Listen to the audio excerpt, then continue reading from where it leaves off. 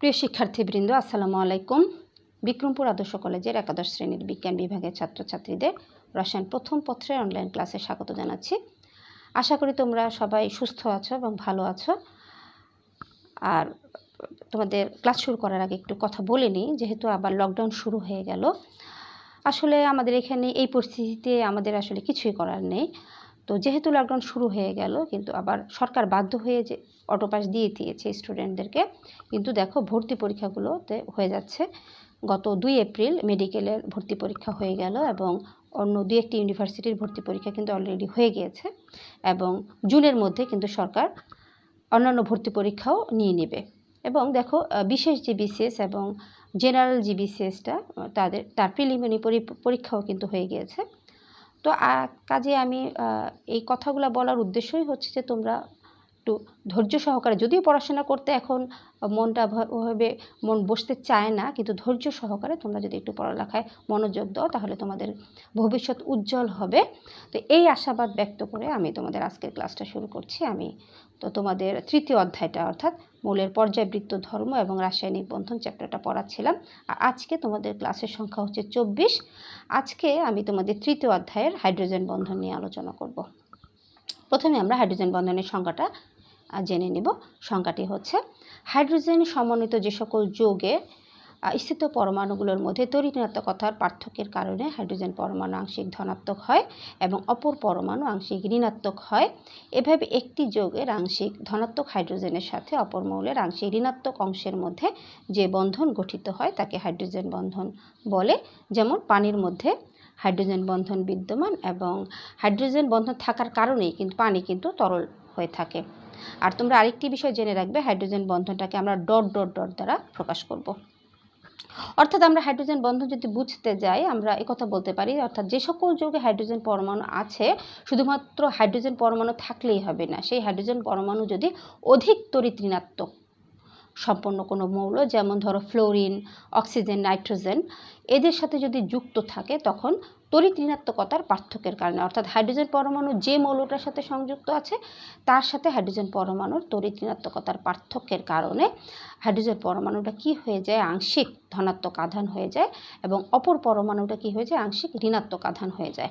অর্থাৎ এদের মধ্যে এরা একটা ডাইপোল, অর্থাৎ দিকধর্মী যৌগে পরিণত হয়। অর্থাৎ এমন একটা দিকধর্মী যৌগ যেটার একটা প্রান্ত হচ্ছে তোমার পজিটিভ আর একটা প্রান্ত হচ্ছে নেগেটিভ। এইভাবে সৃষ্ট একটি ডাইপোলের ঋণাত্মক প্রান্ত যখন অপর ডাইপোলের ধনাত্মক প্রান্ত কর্তৃক আকৃষ্ট হয়, তখন অনেকগুলো ডাইপোল পরস্পর যুক্ত হয় এবং একটি বড় আণবিক গুচ্ছ তৈরি করে, এবং এভাবে এদের মধ্যে কি হয়ে যায়, হাইড্রোজেন বন্ধনটা গঠিত হয়। তা আমরা দেখো, পানি যে আমরা একটু উদাহরণের সাহায্যে হাইড্রোজেন বন্ধনটা তোমাদেরকে বুঝিয়ে দিচ্ছি। পানির মধ্যে দেখো, পানির মধ্যে তো কি আছে, অক্সিজেন আছে এবং হাইড্রোজেন আছে।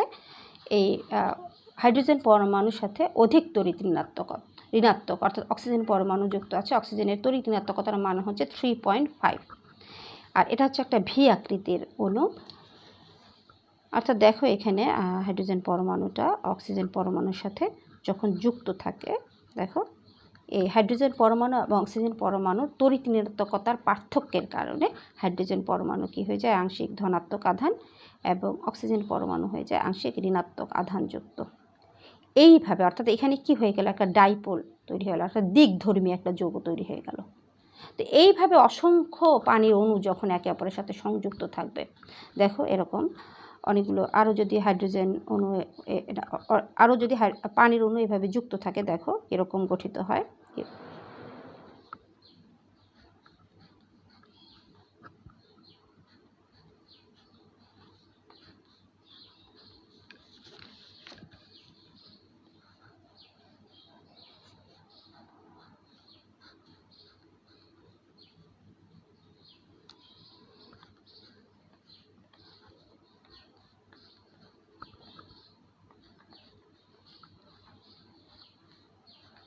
দেখো, অনেকগুলো পানির অণু একসাথে আছে।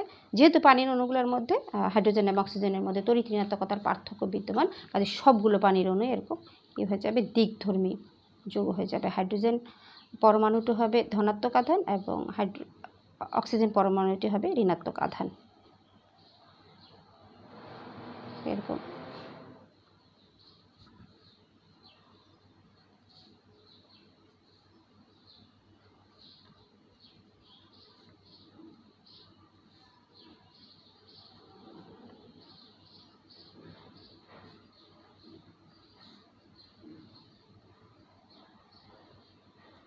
দেখো অনেকগুলো ডাইপোল একসাথে আছে, তো একটি তখন কি হয়ে যায়, একটির ঋণাত্মক প্রান্তটা আরেকটি ধনাত্মক প্রান্তের সাথে হাইড্রোজেন বন্ধনের মাধ্যমে যুক্ত হয়। এই যে এরকম হাইড্রোজেন বন্ধনের মাধ্যমে যুক্ত হচ্ছে, এই পাশে আরও অন্য অণুর সাথে যুক্ত হবে।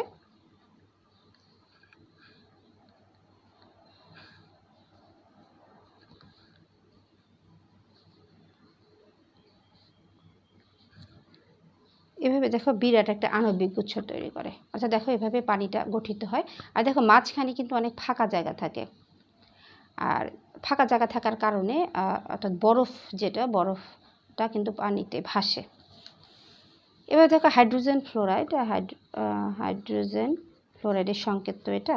হাইড্রোজেন পরমাণুর অধিক তড়িৎ ঋণাত্মক মৌল, অর্থাৎ ফ্লোরিনের তড়িৎ ঋণাত্মকতার মান হচ্ছে 4.1।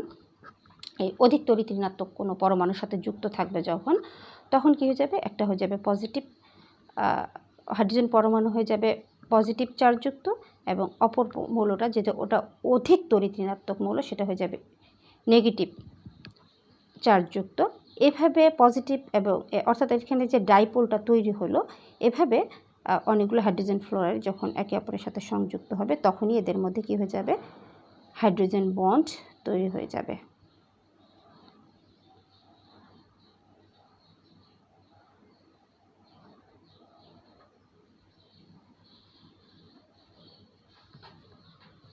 আশা করি তোমরা হাইড্রোজেন বন্ধনটা বুঝতে পেরেছ।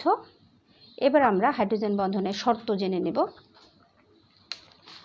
হাইড্রোজেন বন্ধনের শর্তটি হচ্ছে, হাইড্রোজেন বন্ধন গঠনকারী যৌগগুলো অবশ্যই সমযোজী বন্ধনধারী হতে হবে। আর 2 নম্বর হচ্ছে যৌগে অবশ্যই হাইড্রোজেন পরমাণু থাকতে হবে। 3 নম্বর, হাইড্রোজেন সহ যে সকল পরমাণু দিয়ে যৌগ গঠিত হয় তাদের মধ্যে অপর মৌলের তড়িৎ ঋণাত্মকতা হাইড্রোজেন অপেক্ষা বেশি হতে হবে।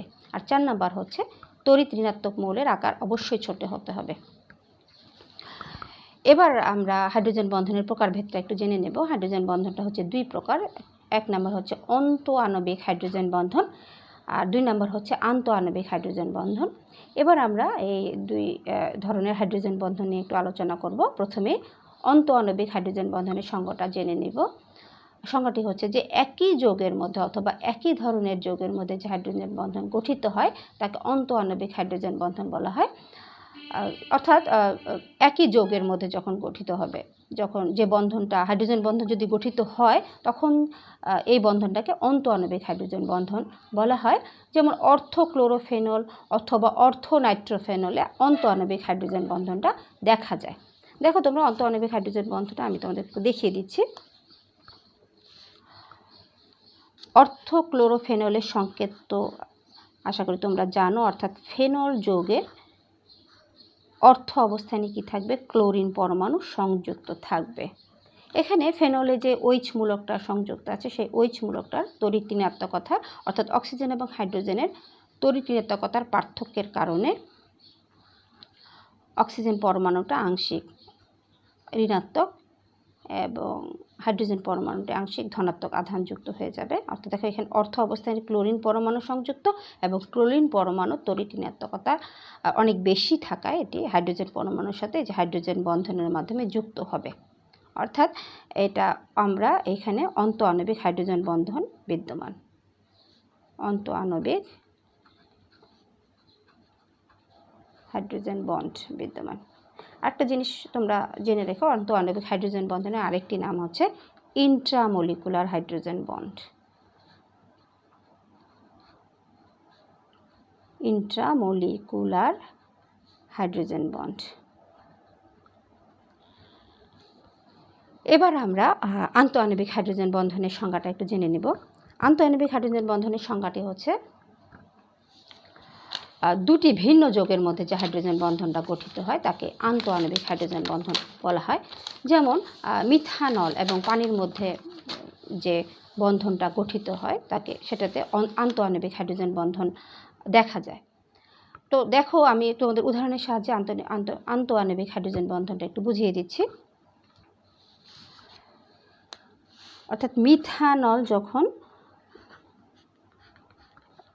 মিথানলের সংকেত তো এটা, অর্থাৎ এখানে OH যে গ্রুপটা, মিথানলের যে OH গ্রুপটা, OH গ্রুপের মধ্যে অক্সিজেন এবং হাইড্রোজেন পরমাণুর মধ্যে তড়িৎ ঋণাত্মকতার পার্থক্যের কারণে অক্সিজেন পরমাণুটা আংশিক ঋণাত্মক এবং হাইড্রোজেন পরমাণুটা আংশিক ধনাত্মক আধান যুক্ত হয়ে যায়। অর্থাৎ এখানে একটি পোলের সৃষ্টি হয়। এইভাবে এটা যখন পানির অণুর সাথে এভাবে হাইড্রোজেন বন্ধনের মাধ্যমে যুক্ত হয়।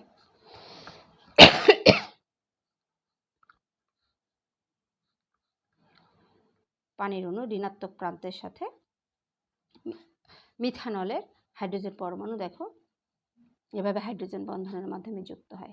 এবার আমরা প্রথমে একটা মিথানলের সংকেত লিখেছি, এরপরে পানির অণুর সংকেত লিখেছি। এবার এভাবে আবার আমরা মিথানলের সংকেত লিখব। অর্থাৎ একটা পজিটিভ একটা নেগেটিভ দেব অক্সিজেনটাকে, আর হাইড্রোজেন পরমাণুটা অবশ্যই কি হিসেবে দেব, ধনাত্মক দেব। আশা করি বুঝতে পেরেছো তোমরা কিভাবে আন্তঃআণবিক হাইড্রোজেন বন্ধনটা গঠিত হয়। কিছুক্ষণ আগে আমি তোমাদেরকে অর্থোক্লোরোফেনলে আন্তঃআণবিক যে হাইড্রোজেন বন্ধনটা আছে সেটা দেখালাম। এবার দেখো এই যৌগ ক্লোরিন পরমাণু যদি অর্থ অবস্থানে না থেকে যদি প্যারা অবস্থানে যুক্ত থাকে, অর্থাৎ প্যারা অবস্থানে যুক্ত থাকবে কোথায়, তাহলে OH, অর্থাৎ এখানে অর্থাৎ প্যারা অবস্থানে যখন ক্লোরিন পরমাণুটা যুক্ত থাকে তখন কিন্তু আর আন্তঃআণবিক হাইড্রোজেন বন্ধনের মাধ্যমে বন্ধনটা গঠিত হতে পারে না। কারণ হচ্ছে দূরে, হাইড্রোজেন পরমাণু থেকে ক্লোরিন পরমাণুটা অনেক দূরে থাকার কারণে আন্তঃআণবিক হাইড্রোজেন বন্ধনটা গঠিত হয় না।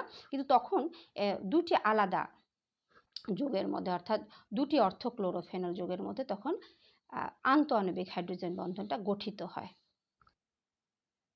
অর্থাৎ এখানে দেখো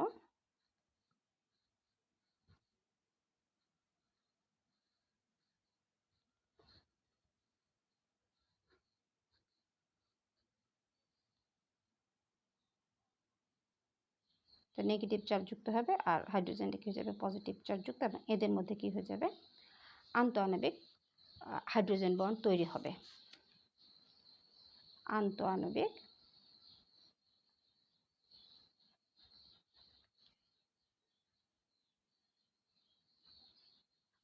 হাইড্রোজেন বন্ড। আর আন্তঃআণবিক হাইড্রোজেন বন্ডের ইংরেজি নাম হচ্ছে ইন্টারমলিকুলার। ইন্টারমলিকুলার আর হাইড্রোজেন বন্ড। আশা করি তোমরা আন্তঃআণবিক হাইড্রোজেন বন্ডটা বুঝতে পেরেছো। তবে তোমরা একটা বিষয় জেনে রেখো যে এই যে হাইড্রোজেন বন্ধনের কারণে কিন্তু যৌগের ভৌত ধর্মের পরিবর্তন হয়ে থাকে। নেক্সট ক্লাসে আমি তোমাদের এই ভৌত ধর্ম নিয়ে আলোচনা করব। এবার আমরা হাইড্রোজেন বন্ধনের গুরুত্বটা জেনে নেব।